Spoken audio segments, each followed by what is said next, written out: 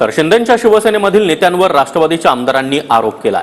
राष्ट्रवादीचे आमदार सरोज अहिरे यांच्याकडून तक्रार दाखल करण्यात आली आहे। अहिरेंकडून अजित पवारांसमोरच शिवसेनेच्या नेत्याची तक्रार करण्यात आली आहे। सुरुवात शिवसेनेचे उपनेते आणि भगूरच्या माजी नगराध्यक्षांकडून झाली। आमदार सरोज अहिरे यांनी अजित पवार यांच्यासमोर हा तक्रारीचा पाढाच वाचलाय।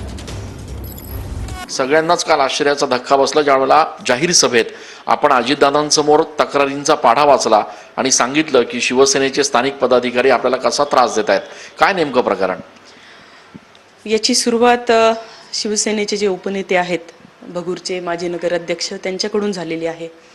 कारण मी पाणी पुरवठा योजना मंजूर केली आणि माननीय आमचे राष्ट्रीय अध्यक्ष राष्ट्रवादी काँग्रेस पक्षाचे तसेच उपमुख्यमंत्री माननीय अजितदादा यांच्या मार्गदर्शनाखाली मी दोनदा निवडून आलेली आहे आणि माझा अधिकार आहे की त्यांच्या हातून मी ह्या कामाचं भूमिपूजन करून घेणं आणि त्या निमित्ताने मतदारसंघातील इतर काही प्रश्नांच्या बाबतीत त्यांच्या पुढे समस्या मांडणं आणि तो निधी प्राप्त करून घेणं।